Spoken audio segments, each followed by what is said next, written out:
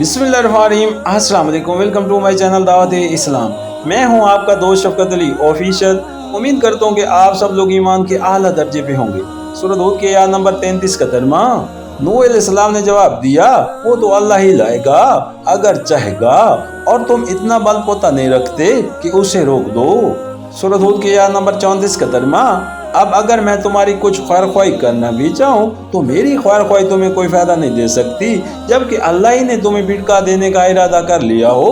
वही तुम्हारा रब है और उसी के तरफ तुम्हें पलटना है। सूरह हूद आयशा नंबर 38। यानी अगर अल्लाह ताला ने तुम्हारी हर धर्मी, शर पसंदी और खैर से बेरगबती देखकर ये फैसला कर लिया है कि तुम्हें रास्त रवि की तौफीक न दे और जिन राहों में तुम खुद भटकना चाहते हो उन्हीं में तुमको फिटका दे, तो अब तुम्हारी भलाई के लिए मेरी कोई कोशिश कारगर नहीं हो सकती। सूरह हूद के आयत नंबर 35 का तर्जुमा। ऐ मोहम्मद सल्लल्लाहु अलैहि वसल्लम, क्या ये लोग कहते हैं कि इस शख्स ने ये सब कुछ खुद गढ़ लिया है? इनसे कहो, अगर मैंने ये खुद गढ़ा है तो मुझ पर आपने जुर्म की जिम्मेदारी है, और जो जुर्म तुम कर रहे हो उसकी जिम्मेदारी से मैं बरी हूँ। सूरह हूद आयशा नंबर 39। इस अंदाज़े कलाम से ऐसा महसूस होता है कि नबी करीम सल्लल्लाहु अलैहि वसल्लम की ज़बान से हज़रत नूह इस्लाम का ये किस्सा सुनते हुए मुखालिफिन ने एतराज़ किया होगा कि मोहम्मद सल्लल्लाहु अलैहि वसल्लम ये किस्सा बना बना कर इसलिए पेश करता है कि इन्हें हम पर चिस्सा करे। जो चोटें वो हम पर बराह रास्त नहीं करना चाहता उनके लिए एक किस्सा घड़ता है और इस तरह दर हदीस दरगाह के अंदाज में हम पर चोट करता है। लिहाजा सिलसिला कलाम तोड़कर इनके एतराज़ का जवाब इस फिक्रे में दिया गया। वाक़या यह है कि घटिया किस्म के लोगों का ज़हन हमेशा बात के बुरे पहलू की तरफ जाया करता है और अच्छाई से उन्हें कोई दिलचस्पी नहीं होती कि बात के अच्छे पहलू पर उनकी नज़र जा सके। एक शख्स ने अगर कोई हिकमत की बात कही है, या वो तुम्हें कोई मुफीद सबक दे रहा है, या तुम्हारी किसी गलती पर तुमको मतनबा कर रहा है, तो उससे फ़ायदा उठाओ और अपनी इस्लाह करो।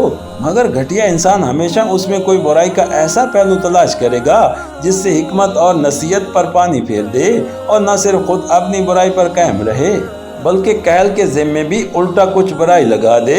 बेहतर से बेहतर नसीहत भी ज़ाया की जा सकती है अगर सुनने वाला उसे खैर ख्वाही के बजाय चोट के मानी में ले ले और उसका ज़हन अपनी गलती के एहसास व अदराक के बजाय बुरा मानने की तरफ चल पड़े। फिर इस किस्म के लोग हमेशा अपनी फिक्र की बिना एक बुनियादी बदगुमानी पर रखते हैं जिस बात की हकीकत वाक़या होने और एक बनावटी दास्तान होने का यकसा इम्कान हो, मगर वो ठीक ठीक तुम्हारे हाल पर चुपसा हो रही हो। जिस बात की हकीकत वाक़या होने और उसमें तुम्हारी किसी गलती की निशानदेही होती हो तो तुम एक दानिशमंद इंसान होगे अगर उसे एक वाक़या हकीकत समझकर उसके सबक आमेज पहलू से फ़ायदा उठाओगे, और माज एक बदगुमान गज नज़र इंसान होगे अगर किसी सबूत के बगैर ये इल्ज़ाम लगा दोगे कि कायल ने माज हम पर चिप्सा करने के लिए ये किस्सा तंसीब कर लिया है। तो इसी बिना पर यह फरमाया कि अगर ये दास्तां मैंने घड़ी है तो अपने जुर्म का मैं खुद जिम्मेदार हूँ, लेकिन जिस जुर्म का तुम इर्तिकाब कर रहे हो वो तो अपनी जगह कायम है और इसकी जिम्मेदारी में तुम ही पकड़े जाओगे, न कि मैं। सूरह हूद के आयत नंबर 36 का तर्जुमा। नूह पर वही की गई कि तुम्हारी कौम में से जो लोग ईमान ला चुके बस वो ला चुके, अब कोई मानने वाला नहीं है, इनके करतूतों पर गम खाना छोड़ दो।